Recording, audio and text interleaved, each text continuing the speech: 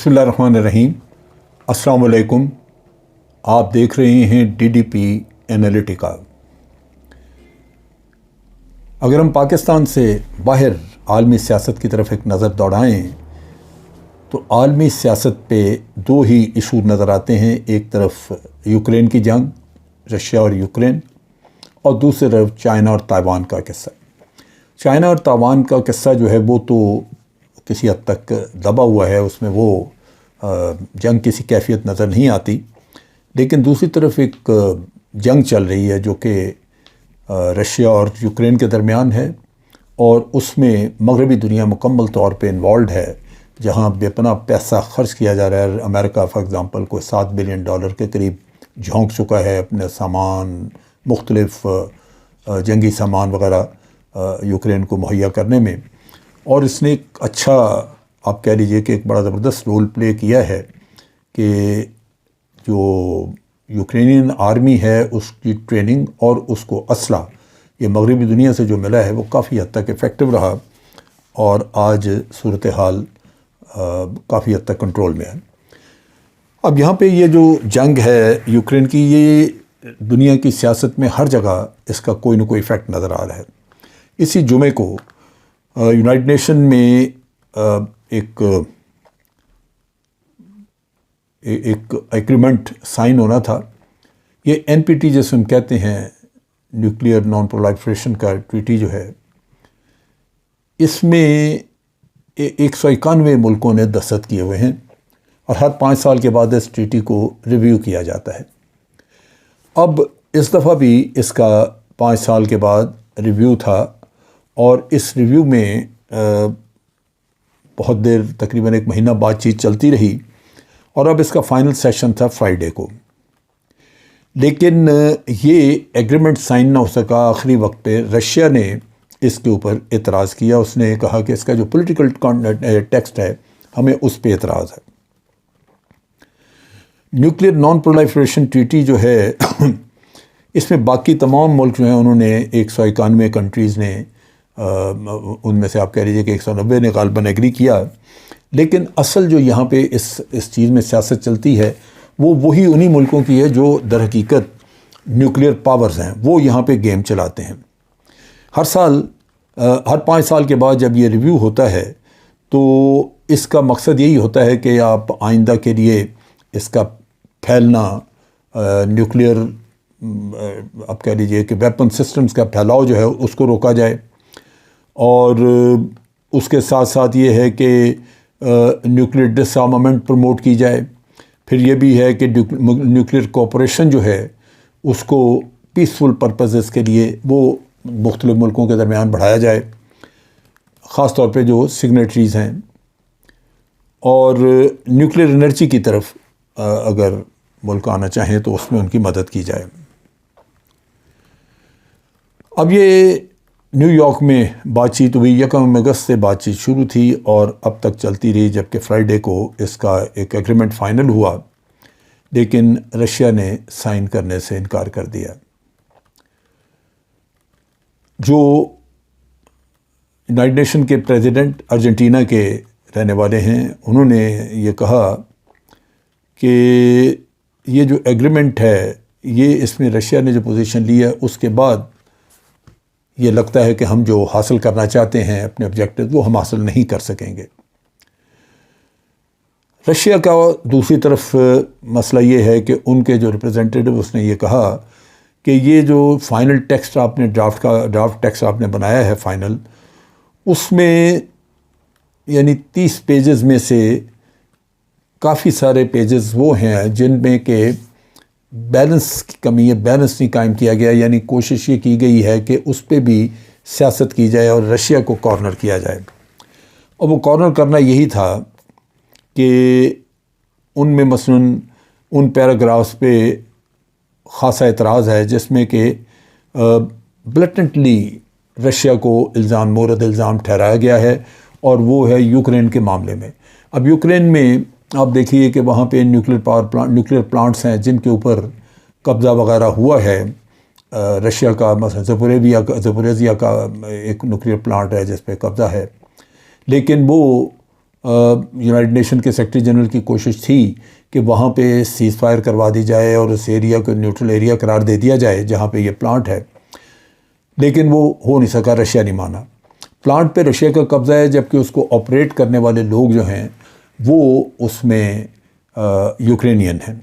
اب یہاں پہ شیلنگ ہوتی ہے دبا کے اس کے اوپر، اور پلانٹ میں کئی چیزیں ڈیمیج بھی ہوئی ہیں۔ اب یہ کہنا کہ پلانٹ جو ہے وہ اسی طرح رہے گا، ٹھیک رہے گا، وہ بڑا ناممکن سی بات لگتی ہے، کیونکہ پہلے جو ڈیمیج ہوا ہے وہ بھی کرٹیکل نیچر کا ہے، لیکن لیٹس سے کہ اس کا کولنگ سسٹم اگر ڈیمیج ہو جاتا ہے تو پھر تو تباہی مچ جائے گی وہاں پہ۔ سو اس وجہ سے واٹر سپلائی سسٹم اور کولنگ سسٹم جو ہیں ان کا دفاع کرنے کے لیے، ان کو پروٹیکٹ کرنے کے لیے انتظام چاہیے تھا، جو کہ رشیا نے یوکرینین کے ذریعے کرایا ہوا ہے، لیکن رشین قبضہ ہے۔ اب وہاں پہ کوئی معاملہ حل نہیں ہو سکا، اور یہی اس ایگریمنٹ میں جو کہ یونائٹڈ نیشن میں سائن ہونا تھا، اس میں مغربی دنیا نے کوشش یہی کی ہے کہ رشیا کو کارنر کیا جائے، اور یہ کسی نہ کسی طرح اس میں یہ پوائنٹس لے آئیں جو کہ زیپوریزیا نیوکلیر پاور پلانٹ جو ہے اس سے ریلیٹڈ ہوں، تاکہ رشیا کے اوپر اس میں کرٹیسزم آ سکے۔ لیکن چونکہ رشیا نے اس لیٹسٹ ڈرافٹ کو اس پہ بڑا اپنا کنسرن شو کیا، گریو کنسرن، اور اس نے کہا جی کہ اس پلانٹ کے بارے میں جو آپ کہہ رہے ہیں کہ اس کے ارد گرد ملٹری ایکٹیویٹی نہ کی جائے، وہ ڈیفینیٹلی رشیا سمجھتا ہے کہ وہ ممکن نہیں، رشیا اس سے ایگری نہیں کرتا، لہٰذا اس نے اس ایگریمنٹ کے اوپر دستخط نہیں کیے۔ نتیجہ یہ کہ آج وہ اتنے دنوں کی جو محنت ہے بات چیت کی، وہ ضائع چلے گئی۔ آسٹریا نے اسٹیٹمنٹ ایک جاری کی، اسی جو معاہدہ ہونا تھا اسی کے اوپر آسٹریلیا نے ایک اسٹیٹمنٹ جاری کی، اور انہوں نے وہی بات جو میں پہلے کہہ رہا تھا، انہوں نے یہی کہا کہ یہ سارا جو قصہ ہے صرف رشیا کو مورد الزام نہیں ٹھہرا سکتے، اصل مسئلہ یہ ہے کہ تمام وہ ملک جن کے پاس نیوکلیر ویپنز ہیں وہ در حقیقت اس بات کے قصوروار ہیں کہ وہ اپنے مقاصد کے لیے ان چیزوں کو استعمال کرتے ہیں۔ کہنے کی بات یہ ہے کہ نیوکلیر پاور جتنی بھی ہیں ان میں سے کسی نے بھی NPT کے اوپر دستخط نہیں کیا ہوا ہے۔ پاکستان بھی اس کا سگنیٹری نہیں ہے، اور پاکستان کی ہمیشہ یہ کنڈیشن رہی ہے کہ اگر بھارت دستخط کر دے NPT کے اوپر تو ہمیں کوئی اعتراض نہیں ہوگا، ہم بھی کر دیں گے، کیونکہ ہمیں بھارت سے نیوکلیر تھریٹ ہے۔ اس وجہ سے ہم نے صرف اور صرف اس تھریٹ کو چیک کرنے کے لیے ہم نے اپنے نیوکلیر ویپنز بنائے، اور وہ ایک آپ کہہ لیجیے کہ ڈیٹرنٹ کریٹ کر دیا تاکہ بھارت ہمیں نیوکلیر ویپنز کی وجہ سے بلیک میل نہ کر سکے۔ اب یہاں پہ بھارت نے چونکہ NPT دستخط نہیں کیا ہوا تو اس کی وجہ سے اس کا نیوکلیر پروگرام جو ہے وہ ترقی کر رہا ہے۔ اب پاکستان اگر NPT پہ دستخط کر دے تو ہمارا پروگرام رک جائے گا۔ مغربی دنیا کی بڑی کوشش یہی ہے کہ بھارت دستخط کرے نہ کرے لیکن پاکستان کر دے، تو وہ چیز نہیں ہو سکی، اور اسی طرح بعض اور جو ممالک ہیں انہوں نے بھی دستخط نہیں کیے ہوئے۔ نتیجتاً NPT موجود ہے، یہ بڑی قوتیں نیوکلیر ویپنس جو اسٹیٹس ہیں یہ اس کو پروموٹ ضرور کرتی ہیں، لیکن اپنے لیے وہ اپنے آپ کو اس کا پابند نہیں سمجھتی، لہذا دستخط نہیں کرتی۔ تو اس وجہ سے یہ جو NPT ہے یہ چھوٹی ریاستوں کو یا دوسرے ملکوں کو جو نان نیوکلیر کنٹریز ہیں ان کو نیوکلیر ویپنز ایکوائر کرنے سے محروم رکھنے کے لیے یہ سلسلہ بنایا گیا ہے، اور پاکستان اس میں چونکہ بھارت کے خطرے کو سمجھتا تھا اس وجہ سے پاکستان نے دستخط نہیں کیے۔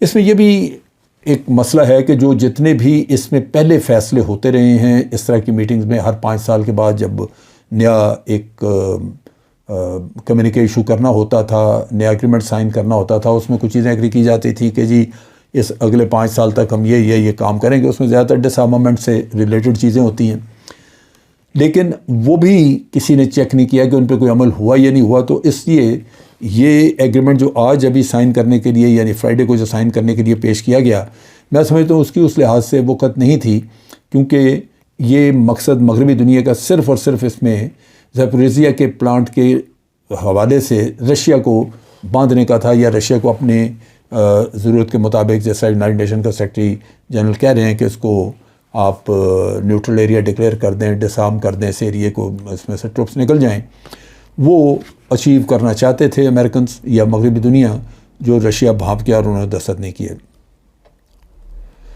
سو بہت سارے اور ٹاپکس وغیرہ اس میں ڈسکس ہوتے رہے۔ ایران کا ایشو جو ہے، ایران کے نیوکلیئر ویپنز والا ایشو، وہ یہاں ڈسکس ہوا کانفرنس میں، اس کو لے آئے، نارتھ کوریا لے آئے، وہ تمام ایشوز جن میں امریکہ دلچسپی رکھتا ہے نیوکلیئر ویپنز کے نقطہ نگاہ سے، وہ ڈسکس ہوئے ہیں۔ اس کے علاوہ اور کوئی ایشو اس میں ڈسکس نہیں ہوا۔ تو یہ میں سمجھتا ہوں کہ ایک خاصی گمبھیر سچویشن ہے، جہاں دنیا کوشش تو کر رہی ہے کہ نیوکلیئر ویپن سسٹم جو ہیں ان کو، ویپنز کو کم کیا جائے، ڈس آرمامنٹ ایگریمنٹس ہوں، لیکن بڑی قوتیں اپنے مفادات کی وجہ سے نہیں ہونے دیتی ہیں۔ آج کے لیے اتنا ہی۔ افواج پاکستان زندہ باد، پاکستان پائندہ باد۔